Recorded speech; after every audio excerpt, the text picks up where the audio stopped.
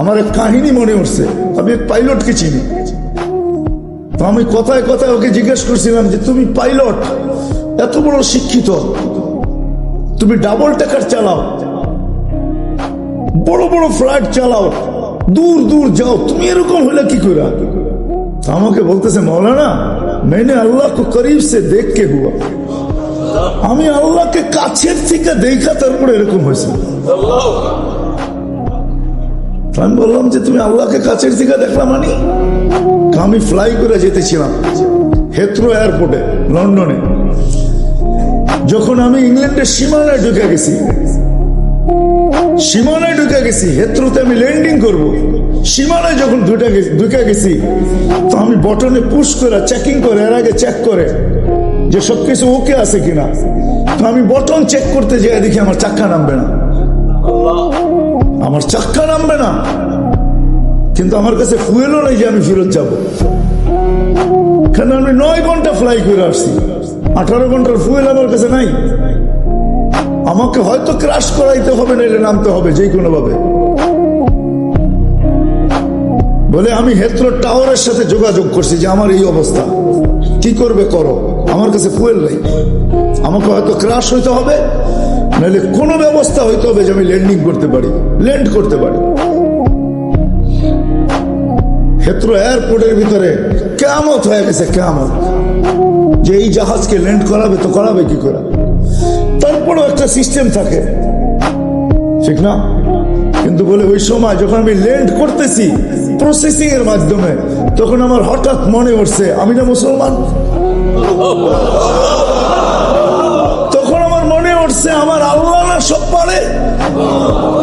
বলে আমি চিৎকার দিছি ককপিটের ভিতরে, আমার আল্লাহ সব পারে বলে বটনে চাপ দিছি, গড়গড়ায় আমার চাক্কা নেমে গেছে। আমি স্বাভাবিকভাবে ল্যান্ডিং করছি, এর আগের কিয়ামতের চেয়ে বড় কিয়ামত হয়ে গেছে। পুরা এয়ারপোর্ট ছুটে আসছে, তুমি আমাদেরকে এই ধোকা দিলে কেন? তোমার জন্য হেথ্রো এয়ারপোর্টের মতো হাজারো ফ্লাইটকে আমরা বাতিল করছি, ডাইনে বামে পাঠায়া দিছি যে অঘটন থেকে বাঁচার জন্য। তুমি তো স্বাভাবিকভাবে ল্যান্ডিং করলে। তাই আমি বললাম যে চেক করো, তারপরে কথা বলো। তো ওরা যখন চেক করছে, চেক করার পরে দেখছে এই চাক্কা নামলো করে, তোর সব সিস্টেম তো ফেল, এটা কি করে নামলো?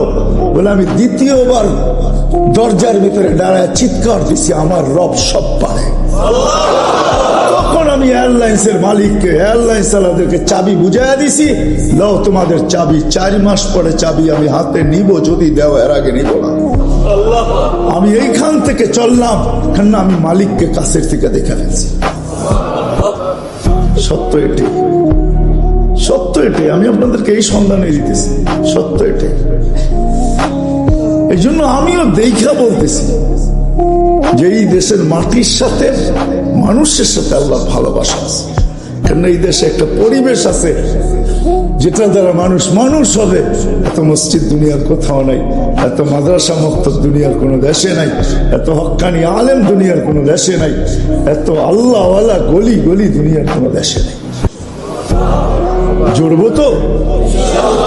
যুবকরা কি বলে? আমি কি বুঝাইতে পারলাম? হ্যাঁ, মানুষ বানায় নিয়ে যাও ইনশাআল্লাহ। মনের স্বাদ আল্লাহ জান্নাতে মিটাবে। আমাদের মালিক শুধু মনের স্বাদ মিটাবে না, বরং আমরা যতটুকু স্বাদ রাখবো এর চেয়ে 10 গুণ বেশি স্বাদ আল্লাহ আমাদের মিটায় দেবে। আমাদের মালিক বড় মালিক, আমাদের আল্লাহ বড় আল্লাহ। হ্যাঁ, আমাদের মালিক বহুত বড়, যেটার বর্ণনা দিয়ে শেষ করা যাবে না। কত বড় আমাদের মালিক, সব রাখা।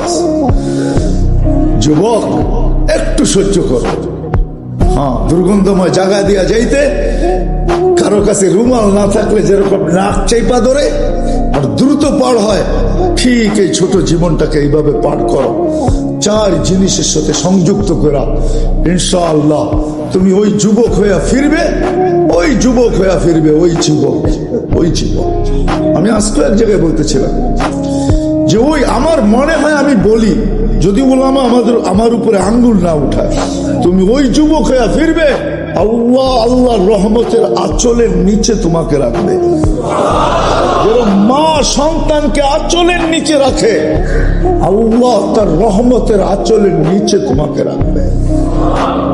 ওই যুবক হয়ে ফিরবে। করবো তো পাক্কা? সবাই কি করব? মসজিদে সময় দিব, দিনী মাদারেসের সাথে নিজের সম্পর্ক জড়ব, হক্কানি আলেমদের সাথে সম্পর্ক জড়ব, হক্কানি আল্লাহওয়ালাদের সাথে নিজেদের সম্পর্ক কি জড়ব, নিজেদেরকে বাঁধবো, চার জায়গার সাথে বাইরে রাখবো। যত বেশি দিতে পারি তত উপকৃত হবে, তত তাড়াতাড়ি হবে। কিছু মেশিন আছে, কিছু সিস্টেম আছে, হ্যাঁ কিছু সিস্টেম আছে তাড়াতাড়ি হয়, কিছু সিস্টেম আছে স্লোলি হয়, ঠিক না? আস্তে আস্তে হয়, সময় লাগে। আবার কিছু আছে কি খুব দ্রুত হয়। ইনশাল্লাহ যত বেশি সময় দিব তত বেশি আল্লাহ আমাকে মানুষের মতো মানুষ তত দ্রুত গতিতে বাড়াবে। চার ক্ষেত্রের সাথে নিজেকে নিজে জুড়ি। এক, মসজিদ, সময় পাইলেই মসজিদে ঢুকি। আজকের থেকে প্রয়োজন যতটুকু অতটুকু অফিসকে দেন, প্রয়োজন যতটুকু অতটুকু বাজারকে দেন, প্রয়োজন যতটুকু অতটুকু হাটকে দেন, মেল ফ্যাক্টরিকে দেন, কল কারখানাকে দেন, রোড ঘাটকে দেন। বাকি যতটুকু থাকে চার ক্ষেত্রের ভিতরে সেট করেন, আল্লাহর ঘরে সময় দেন, দিনী মাদারেসের ভিতরে সময় দেন, দিনী মাদারেসের ভিতরে, হক্কানি ওলামাদের কাছে সময় দেন, হক্কানি আল্লাহওয়ালাদের কাছে সময় দেন। ভাগ করেন সময়কে, 4 ভাগে ভাগ করেন। ইনশাআল্লাহ বললাম না, 99 ভাগ 99% ইয়াকিনি, হ্যাঁ 100ও বলা যায় যে মানুষ হিসাবে আল্লাহর কাছে ফিরবো। আল্লাহ বড় ক্ষেত্র বাংলাদেশে রাখছে, এরকম ক্ষেত্র দুনিয়ার কোথাও রাখেন না। এই জন্য আমি এখনো বলি, আগেও বলতাম যে এই মাটির সাথে আল্লাহর মহব্বত সবচেয়ে বেশি। আমার মনে হয় মক্কা মদিনা ভিন্ন কথা, ওটা নিয়ে তুলনা হয় না, আলোচনা হয় না। বাইতুল মুকাদ্দাস নিয়ে তুলনা হয় না, আলোচনা হয় না। 3টা বিলকুল ভিন্ন। এটাকে আবার জুড়ে দিয়েন না আমার কথার সাথে।